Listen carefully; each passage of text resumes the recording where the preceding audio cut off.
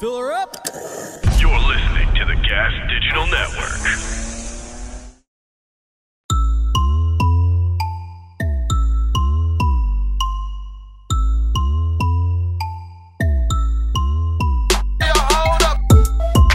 What's up, you guys? Welcome to another episode of Broad Motherfucking Topics.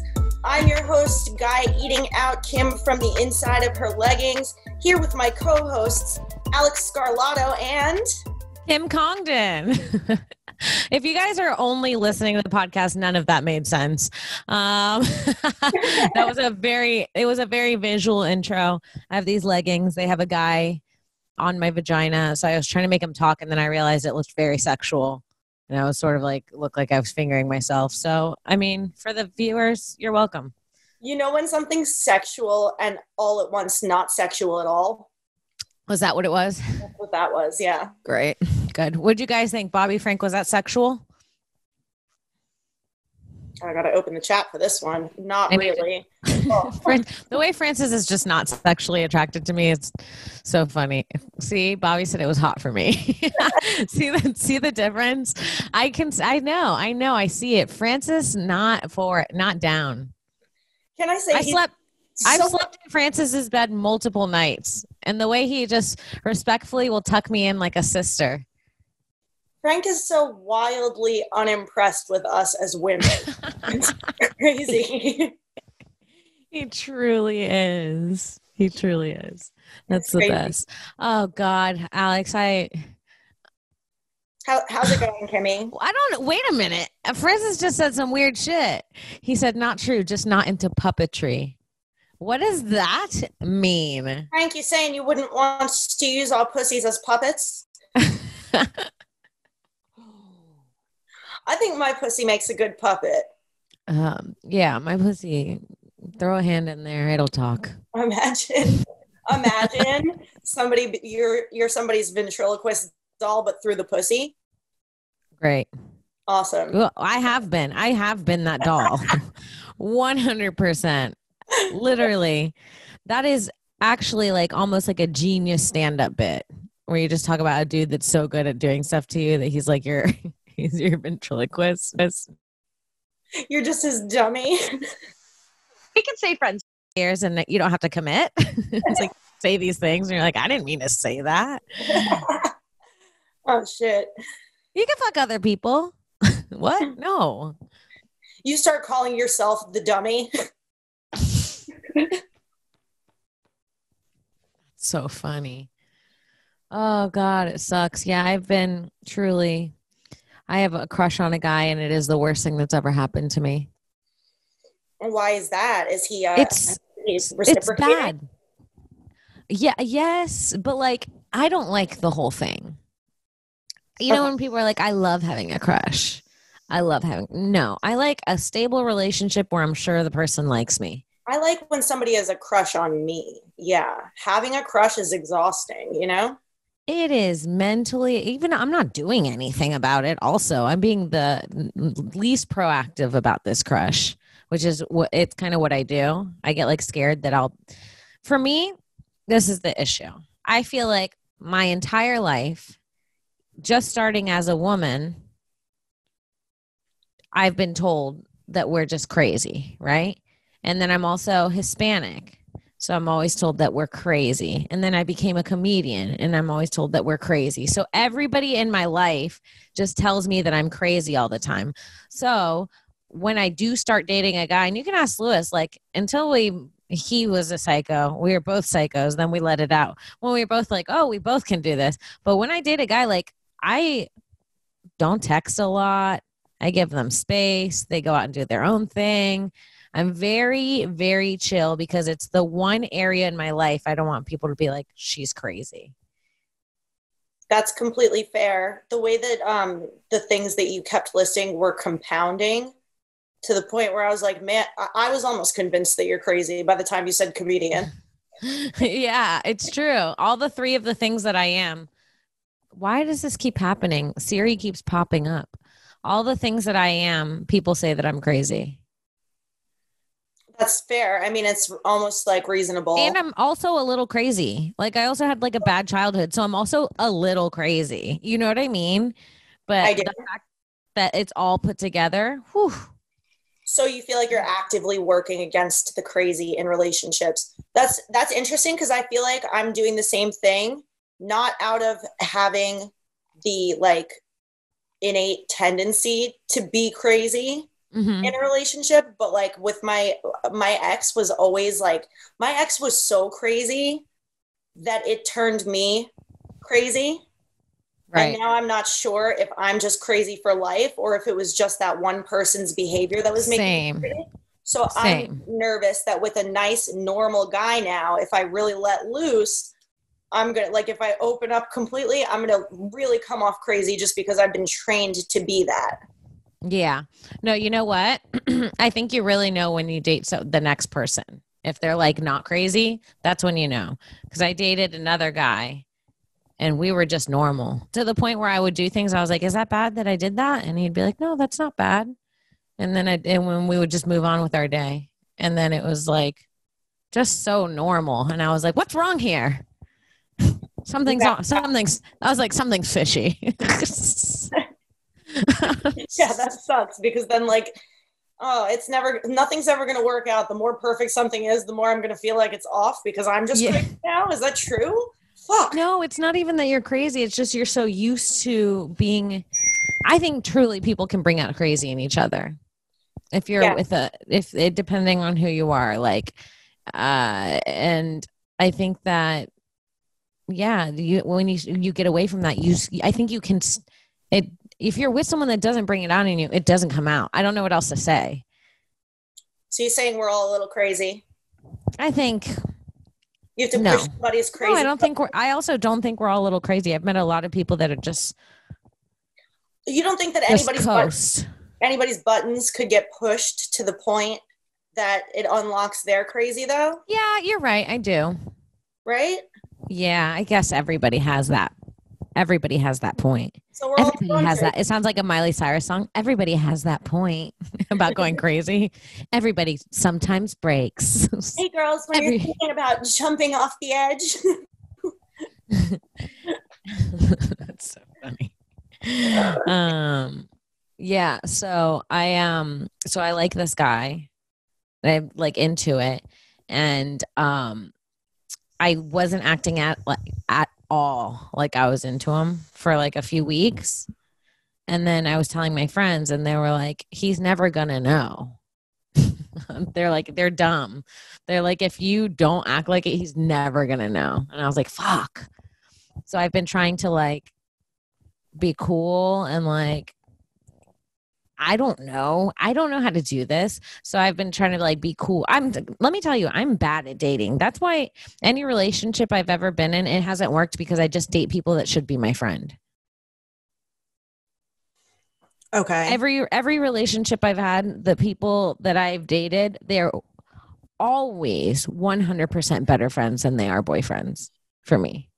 See, I understand that feeling and I'm concerned, like not for you, just in life, that feeling comes from the reality of like the people who you want in your life as friends, the people who you genuinely get along with like that are not necessarily the people, like the type of person that you're looking for in a partner, which leads to the question, like, what are you looking for in a partner?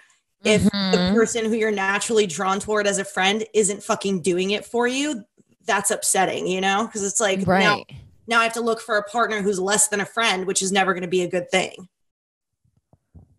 Yeah, that's exactly what it is. Kind of fucked up. It is fucked up. Like friend zoning people who you really like. It's like, I don't know. I don't know if it's because like you become less physically attracted to somebody by virtue. I don't know what it is. It's fucked up though. It hurts. The way I am. So this is the problem. This guy that I have a crush on, I've never had a crush on someone where I'm like, usually when I like someone, the thing that I feel is like, I want to hang out with them a lot, which is the friend thing. I'm like, I want to hang out with them a lot. I want to do things with them. This guy, I'm like, having some bad thoughts. And I shouldn't even call them bad thoughts. I'm like, I want to marry this guy.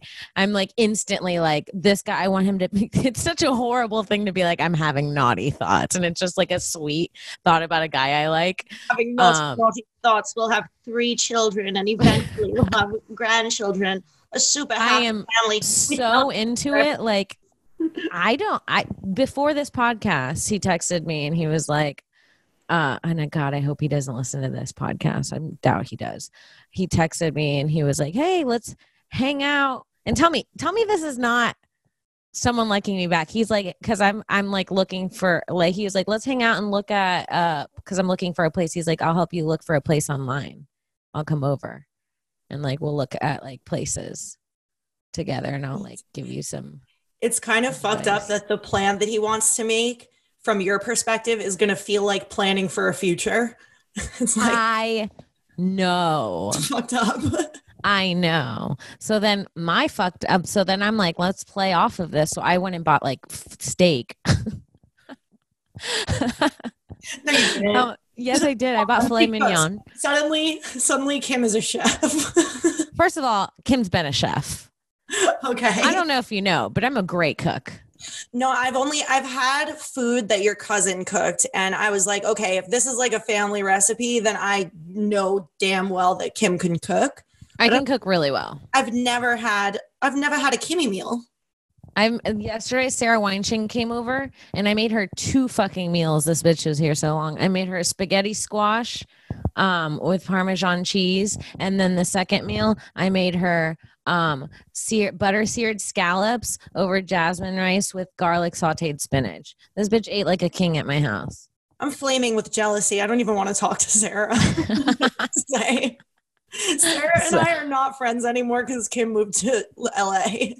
Oh man. And let me tell you, like, I bought steak.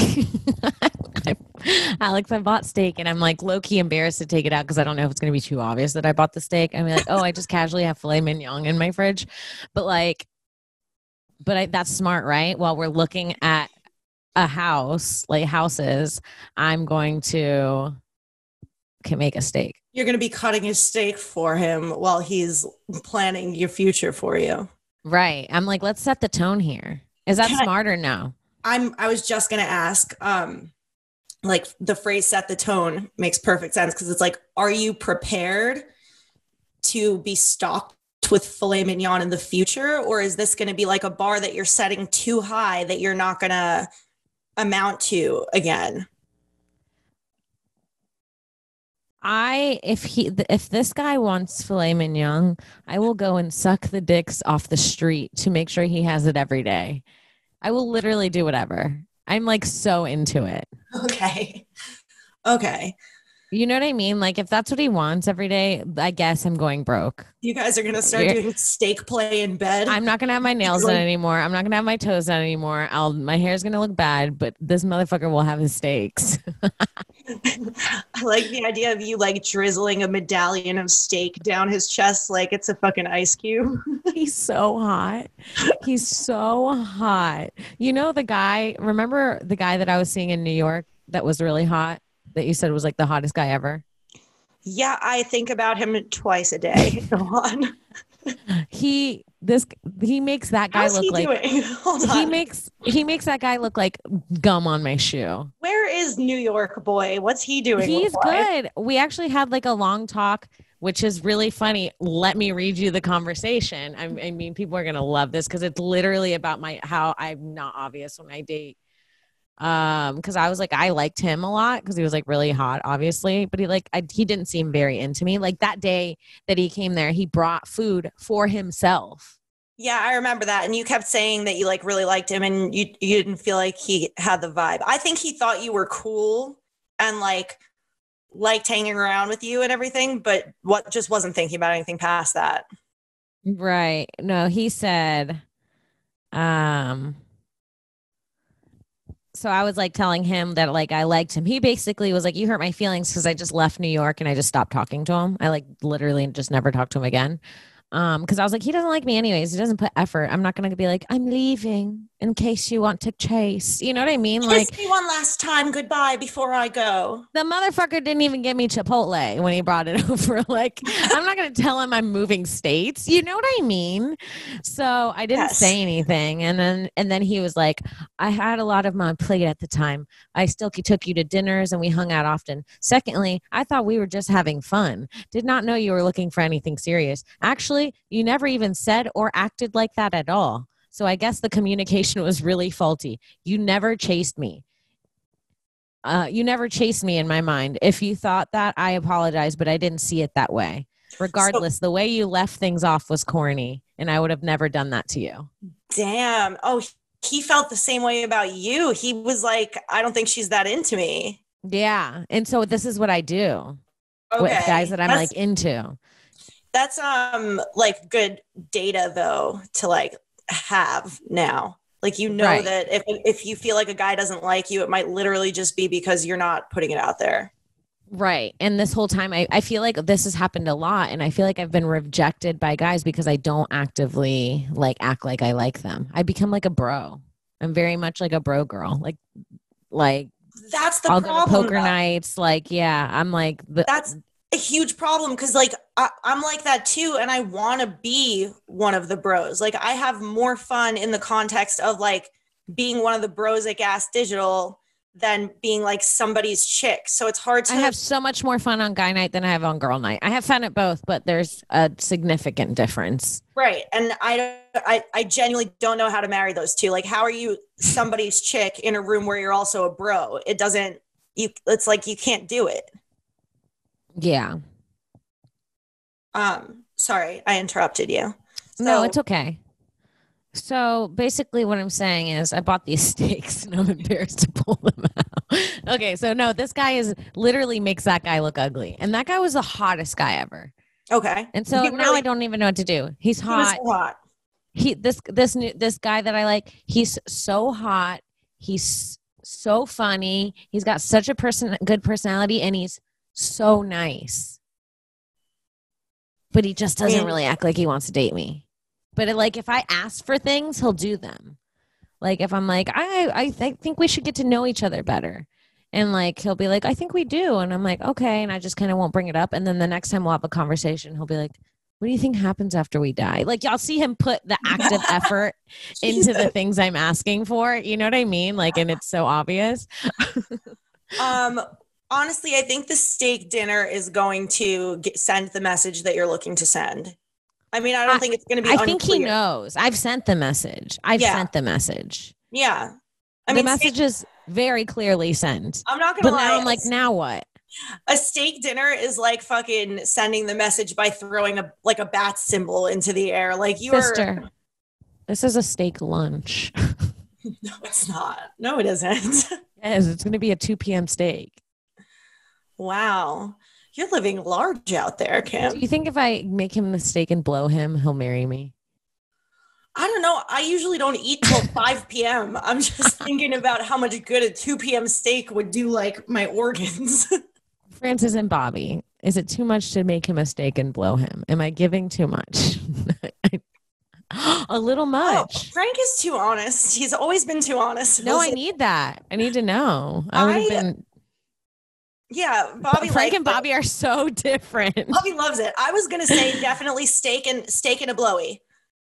A steak and a blowy is. That's what I thought. What do you mean a little too much? Oh, steak at 2 p.m. is too much. Oh, you've. So no, you're good now. Start over. What you just said. Can you hear me? Mm-hmm. Mm-hmm. I said I don't want to make I'm not going to make like a full steak at 2 p.m. like it's a big steak. I was going to make like a little cut steak over some rice, and some peppers, like a light meal, like a light casual meal. Like I want it to be like casual filet mignon. I want it to be, yes, I want it to be like I make this for lunch, which I do. I literally do. I eat filet mignon for lunch 2 times a week. Now you're just bragging. I can't listen. This is my logic. I'm going to tell you right now. I'm not rich. Look at the wood behind me. I still have wood. You know what I'm saying? Like, You're not rich if you still have wood in your place. But listen, it's true. If you have wood, you're a broke bitch, and that's fine. I have so much wood. I'm looking around at all my wood. Wood is for the poor, unless it's like it has to be a specific wood. You know what I mean? And this isn't rich wood. I'm not rich, but a filet mignon, you can get. I don't even know if I'm saying it right. That's how not rich I am. So a number of times that you've said filet mignon, like I thought you were purposefully doing it like a high class bougie. No, I thought that's just how it's pronounced. Go on. Mignon, mignon, filet mignon, mignon, mignon. Go on. Mignon. So the amount of times I've had a filet mignon. This is my logic behind that. Anyone can, I mean, not anyone, but like many people can afford this. They're $20, right? For 2 pieces. They're like $20 to $27. I just search around until I find a $20 one, save myself $7, right? And they're 2 pieces. And for me, 1 piece is 2 meals. So I can get 4 meals out of it. And at $20, that's $5 a meal for a good steak. Right. And that's the way I eat it twice a week. I'm not telling you to stop eating filet mignon. You don't need to defend this so hard. You've pitched it to me. It's sold. I'll start eating filet mignon if somebody will cook it for me. It's cheap. Isn't that actually good logic? I make myself like a steak bowl with one of them. The next one I put like into a quesadilla. And then I have another one. I do 2 more meals. I'll do steak and eggs. And then another one, just some steak and spinach. And that's 4 good steak meals literally in a week. I agree with you wholeheartedly. It just sounds like you're putting 10 out of 10 effort into the steak. And I'm wondering if you're willing to match it on the blowjob end. Yeah, no, absolutely. Don't worry about me on the blowjob end, sister. It's like, don't put too much energy into the steak and not enough into the blowjob, you know? Sister, listen. When I leave a blowjob, I look like I was gang raped. You're gonna treat my face is swollen. It's a nightmare. You're gonna treat his dick like it's a nice slab of filet mignon. I look like in middle school when you would see the girls get out of the fights and they're like, they'd have scratches on their faces and they'd be like this. No, I don't. In middle school, nothing of the sort, Kim. We come from different childhoods. That sounds, I think you're gonna hook him. I wouldn't worry about it. I mean, if a steak and a blowjob doesn't do it, I'm giving up. If a steak and a blowy don't do it, then he doesn't deserve you. That's what my mother always. The thing is, I got to get this steak right. I know you guys are saying the steak could be disgusting. I feel like the steak's a big. Listen, when we make the clips, I'm telling you guys right now, you can leave this in the podcast. When we make the clips, I cannot put any of these clips up. Because he definitely looks at my social media, but he doesn't listen to the podcast. I know that. So please find any other 30 seconds in this podcast. It's not going to be possible if we don't ever stop talking about steak. I feel like. Okay, let's move on then. Please. For the love of Christ. I wish you luck later in this endeavor. I think you're going to be completely successful. It sounds like you've got your plan locked in. Yeah, thank God I'm not staking and blowing Francis. It would never work over there. He was like, sounds horrible. Steak at 2 p.m., a blowjob? I'd rather get fingered. It's like, Francis. How difficult Frank is to satisfy as a human being. A steak and a blowy, he would literally just leave you at the curb. That's crazy. He literally just put in the chat, do less, toss the steak. Whoa. Oh, I thought you meant eat his ass. I was reading that wrong.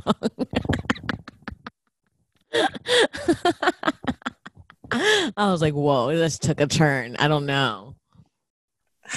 I don't know. When you give a blowjob, do you give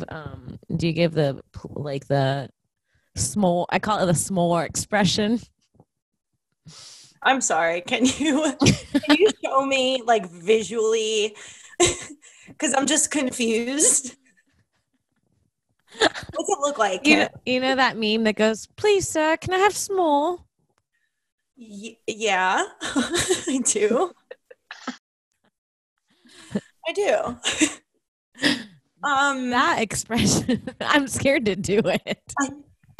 It's like I'm tempted to do it now, and I'm pretty sure that the answer is just yes. Like we don't even need to.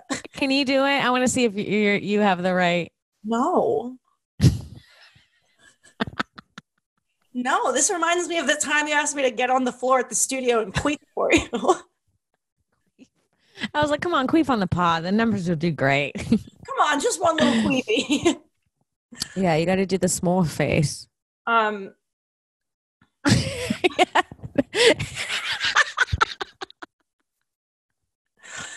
Dude, I don't want to know what my eyebrows do when I'm giving head. Like they meet each other on top in parallel. Yeah.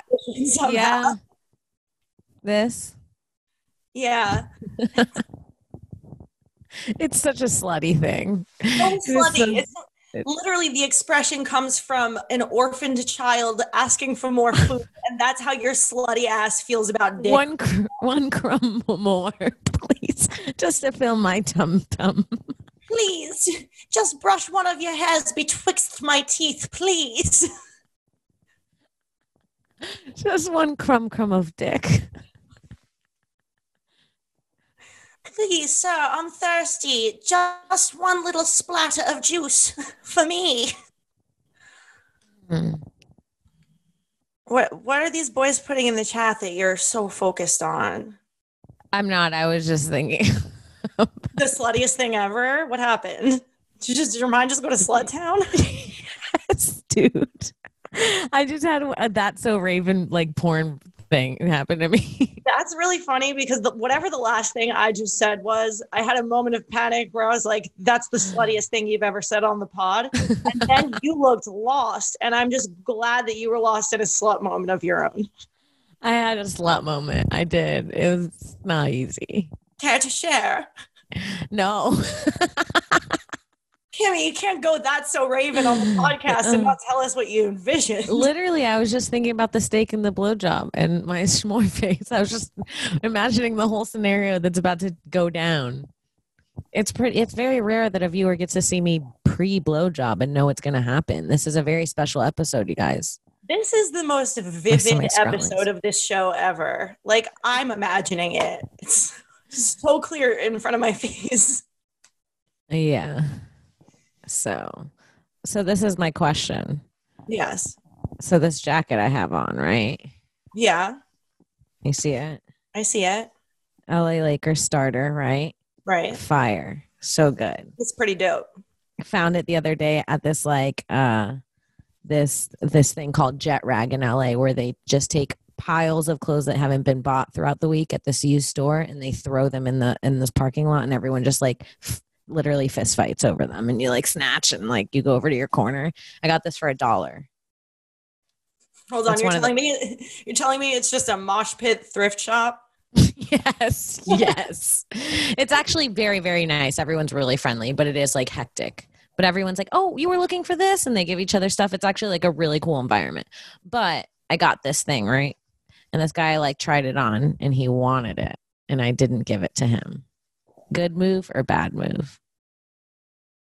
The guy who the steak and blowy? Steak and blowy. It's like, you can't get my steak and my jacket. Like, I can't give you literally the clothes off my back. No, actually good move, because I mean, it's like we have to listen to Frank's concern that you may be doing too much with the steak and the blowy, and it's like giving him the jacket off your back would have definitely been too much. So I think this is a good like neutral point. You took the jacket. Okay, so I need to take two out: the jacket, the steak, or the blowy. He's only getting one. Which one? Why the change of heart? Because you said it might be too much, and I'm thinking it's too much. No, it's not too much. I'm saying to address Frank's concern that it might be too much, it's good that you took the jacket. Yeah. Now you're back at neutral. Bobby says, keep the jacket, give the blowy.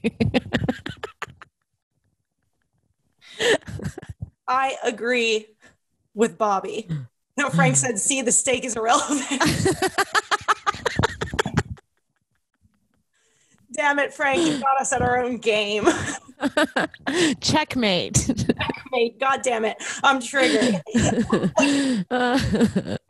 We're over here playing checkers and old Francis is playing chess. I am so triggered by the word checkmate right now. I can't even tell you. Why? Well, I started watching The Queen's Gambit a couple nights ago. Horrible. I thought that I liked it. I watched 2 episodes the first night, and the goddamn show tricked me. I thought that I liked it, and then I went back and I watched more of it while I was extremely high last night, and I feel so tricked. I feel like this show broke me. I don't know. Did you watch it? You've seen this show? I watched probably 4 episodes. Okay, so you'll know that it really hooks you in with a good little orphan story. Ep 1. Who doesn't love a good little orphan? I knew that you would be all in on the little tale of a downtrodden orphan. At first, I'm like, why would you ever cut a girl's bangs like that?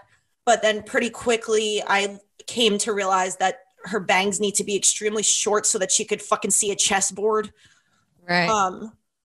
And the show starts all dramatic, and it's like now I'm like 5 episodes in, and I've watched a solid 3 hours of people shuffling around pieces on a chessboard. It's really, really slow.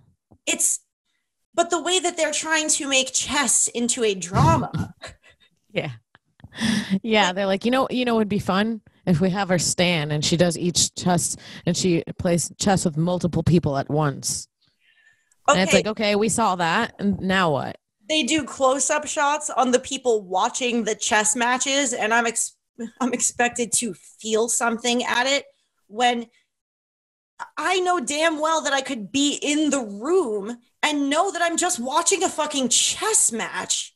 Yeah. Like, it's the number also, if you're not that good at chess, there's no way you're watching with understanding what's going on. You know what I mean? Like, if you're not as good as them, you can't really understand what's happening. But not only that, I'm pretty sure, now I'm not good at chess, but I've been watching with an eye to try to figure out who the fuck this show is for. Mm-hmm. I don't think that even if you do know chess really well, there's enough shots of the actual boards that you could follow the game. Which, no. I mean, that would be some nerdy ass shit, but it would still hold more value than fucking 7 hours of people just making chess moves that mean nothing in relation to the ones that I've seen a second ago. Mm-hmm. And you have to, they'll go back and forth. They'll show you like 28 moves in a game, and you only know the game is over by like one subtle little movement where you're like, oh, I think that was the last move. I think they lost. Right. And then you need them to like look up at each other in the eye, and then you're like, oh, the game's over. And it's like, what are we doing here? What are Netflix? Netflix, you told me that this was going to be a show about an orphan who does drugs. You know how many fun shows I've given to Netflix? Really fun ideas that I'd be like, everybody would watch this. I'll bet. And they just sold The Queen's Gambit. I just, if I have to, honestly, okay, I was so high last night that I like super duper regret watching that show, because I swear I woke up this morning thinking about a chessboard. I was seeing pieces of chess in my head. It's like, also, like the fact that she got good at chess by taking pills. I'm like, I don't know what's going on with the story. Well, I think the idea is that she's like one of those fucking geniuses. You know how like there's like the genius who like unlocks their genius by doing drugs? Yes, it's like people that can smell colors. Yeah, she's one of those. She's one of those, but like with chess pieces. And it's literally only entertaining for 1 hour, absolute top. It should have been, instead of a TV show, maybe it should have just been a movie. But my issue is that it's literally the #1 show on Netflix right now. And I'm trying to figure out if it's a social experiment. Like, I have a conspiracy theory. I think that this is literally some type of social experiment where they're like, let's see how far we could take these people with fucking, like, let's see how much we've trained these people to keep their attention on whatever the fuck we're putting out. We're going to make it the most absolute boring thing a person could possibly imagine. It's literally all about chess. It will Just never say it's number one. We're going to tell everyone it's number one, and we'll see how many people are tricked into watching it and liking it. It could be a social experiment. It feels that way, doesn't it? Who's watching this show sincerely? Please tweet at me if you're watching the Queen's Gambit. Sincerely.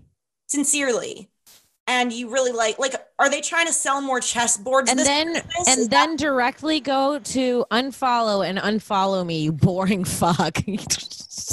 Please, for the love of God, unsubscribe from our podcast if you genuinely love the Queen's Gambit. You are not allowed to listen to this show again. So enjoy your final episode. I hope you learned a little bit about steak today.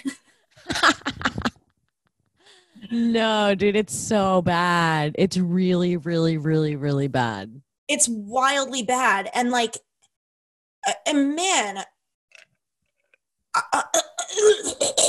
why? What? Who wrote this? Whose obsession with chess?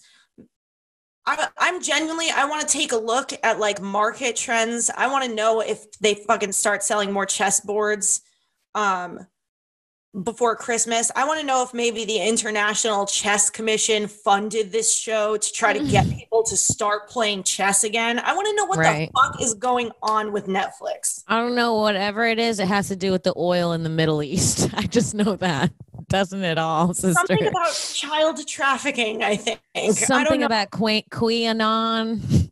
It's a cover-up is what I'm saying. This entire program is a cover-up for something. Something's off about the whole ordeal. I couldn't agree more. Give me a good orphan story if you're going to give me an orphan story. I want Annie. God. I want Matilda. Matilda. Matilda is one of the best movies ever made. I'll say it. And you know Matilda's mom died during filming the movie? The girl who played Matilda. Her mom died, and they still had 3 months left to film. And she was such a little girl. And then I heard that Danny DeVito was the one that really helped her out through the whole thing. Yeah, the little doll she carries in the movie, he had her make it at home. He had the actress make the doll at home, and she used the doll that she made in the movie. I thought that was really cute. That is really cute. And so sad, right? It is really sad. No. But I mean, it probably, to be honest, helped her with the role a little bit. Kind of get into the character, I mean, talk about method.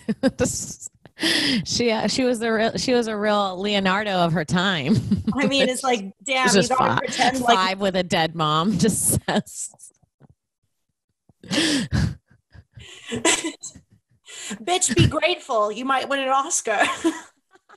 You don't have a mother. You don't have a mother Anne, but you might have a father Oscar after this. Oh, fuck. Oh, man. Yeah, dude. That's so sad. I don't know. Yeah, it's really sad. Also fucked up that when the director found out her mom died, his first thought was fuck. Our budget's going to shit over this. You know what I mean? It wasn't Matilda's mom died. No, they were we have to hold off on shooting for 3 weeks now. Literally cancel everything. It's a whole to-do. 3 weeks is the time you're allowed to get when your mom dies in Hollywood. That's your maternity leave.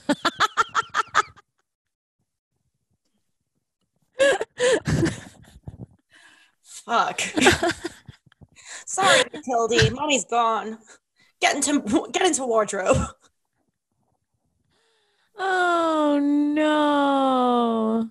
She's a really funny writer now. Really?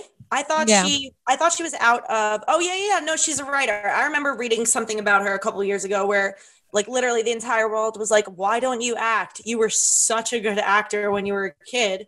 She's also the girl, she plays the youngest out of the kids in Mrs. Doubtfire as well. I feel those are the only two things I've seen her in.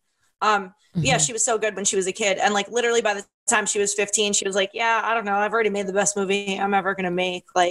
I'm done acting. Right. She was also on Miracle on 34th Street. True. I want a baby brother. I can quote any of her movies. So quotable. Mara Wilson. Yeah, she was a cute kid. Not a very cute adult. No. Let's see. Friends that happened to, and I always feel so terribly for them. I'm like, remember when we were both cute as children? She doesn't look bad on the right. Actually, she's pretty cute. Yeah, she has like a kind of cute, like androgynous look. You can literally see in this picture of her and Matilda that her mom died. This is the scene they shot. You could hold on. This is the first day back. Honestly, this is one of the saddest pictures I've ever seen. It's like they told her that her mom died backstage and then shot this scene right before taking the break so she could go to the funeral. That was really bad. Yeah, that's that was something. Have you ever seen Elliot's audition for E.T.? Yes. It is so good. It's like it's one of those things where you like question your entire life because a child has that much talent in their little tiny bones that you're like, I'll never fucking amount to anything. I'm like, I've never ever been that good at anything the way he was good at his quick ET audition. Yeah. That he just went through. I mean, literally, I'm thinking about the audition and it makes my eyes well up. That's how good it is. Well, if people always make fun of me for saying, like, whenever anybody asks the question, what's the movie that makes you cry every time you watch it? My answer is E.T. And it's the fucking scene where Elliot is like, where E.T. is like in all the tubes and shit and on like always life support and he's like drying out and Elliot is running to him and crying. Out. He is. You said that like he was beef jerky. He literally looks like beef jerky in that scene. Oh, that's so funny. ET finger sounds delicious. Can we watch the audition real quick for the people that haven't seen it? But yeah, it makes sense for that to be the movie I cry to. This is like this big kid ass ears. Brings it. This kid brings it. Yeah, look at those ears. You do be having ears though. Oh my god, this bitch looks like ET from the side. Yeah, no, he's mostly ear. There's a knock on your door and a man comes in, a grown man, not your brother. Let's fast forward it a little because it looks a little like long past the direction. You'll see he starts looking at the camera. Yeah. Go a little young man, even going further. You have an alien somewhere in this house. Is that true? Well, is it true? Keep going. No. Keep going. Farther. Okay, back. Yeah, back a little. You'll see it in his face. Yeah, go back. Yeah, right there. I'm afraid I have to, son. Can't take him away, he's mine! But it's not my choice. The president asked me to come here and get him. I don't care what the president says, he's my best friend! And you can't take him away! Well, it's real possible, Elliot, that he'll come back. And you can have him again. But we just want to talk to him and see where it came from and try to find out about other planets. And he probably is the key to a lot of things that we have to know. But how do I know you're gonna bring him back? Well, I'm afraid so good. I think he's afraid of you. That may be true, but the government tells me what to do, and I just follow their orders. Well, he's mine, and he lives with me, and he likes me. Look at how many tears. This audition's probably a little easier because Steven Spielberg's a known. People think he's a pedophile, and the kid was probably just raped. I was literally just thinking, like, what happened to this kid that he could unlock this so quickly? It's like, if you're just a normal, healthy kid, that can't feel like anything other than just playing pretend. Like, you're just really good at playing pretend. Yeah. Yeah, no, when I read it, Francis says they told him his mom died. But when I read about the audition, he said that he was thinking about his dog that had just died, that he grew up with.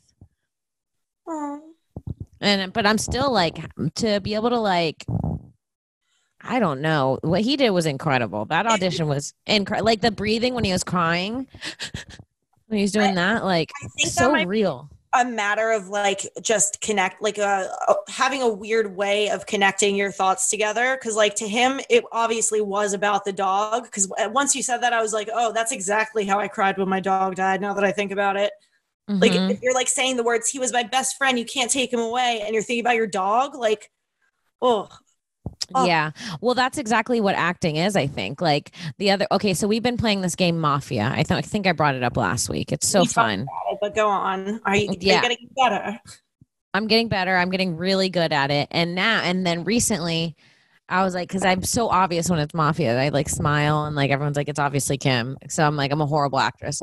And then so lately I've been practicing this. I actually think it's making me a better actor.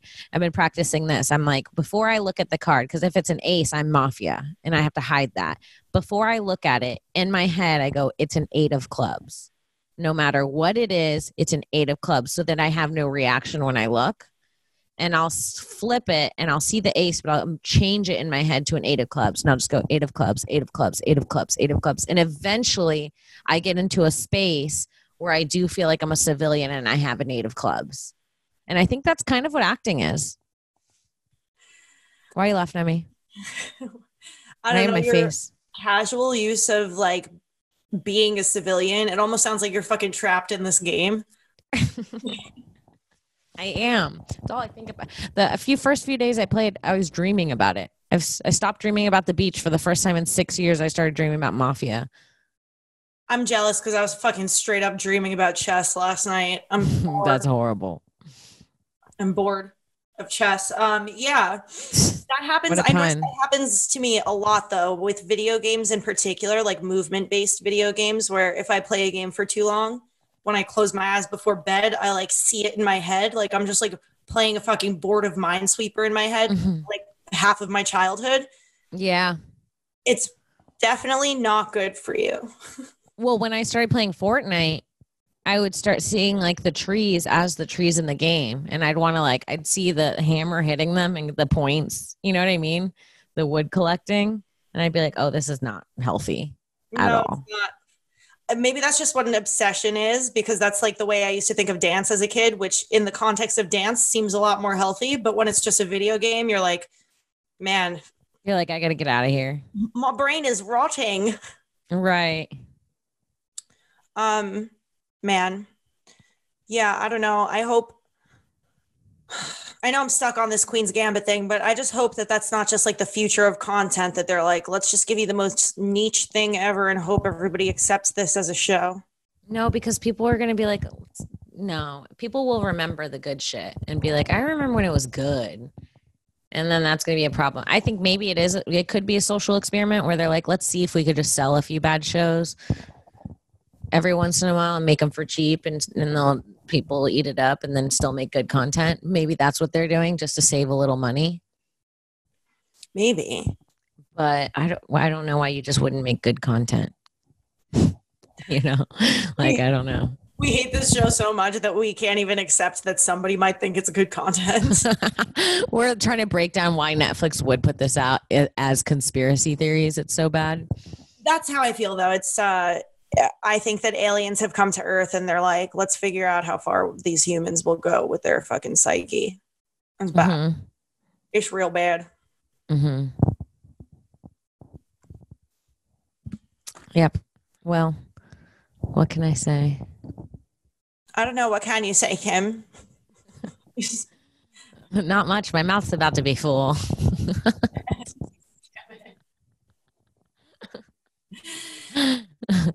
You and your mind over here. Oh my God. Yeah, I think we should leave it at this. I think this is a great pod. I think so too. Me and Sarah lately have been saying that we give great pod. And that's a new term I want to start using. I think that we gave great pod today. You think I give good pod? I think you give good sloppy toppy pod. Thank you. I think you give great pod. Thank you. You give me small pod. You nobble you nobble on my pod. Yeah. Oh God. All right, you guys. Thank you so much for listening to another episode of Broad Motherfucking Topics. You can follow me on Twitter at Kimberly Congdon, on Instagram and TikTok at Kim Congdon. And Alex, where can the people find you, girl? You guys can follow me on Twitter and Instagram at I am Alex Scar, and head to gasdigitalnetwork.com and use promo code Topix, Topix. You're going to get a 14-day free trial with access to every single episode of this show on demand, as well as bonus content, live chats, and every episode of every other show on Gas Digital. All right. We'll see you guys next week. Yay. Bye. Bye.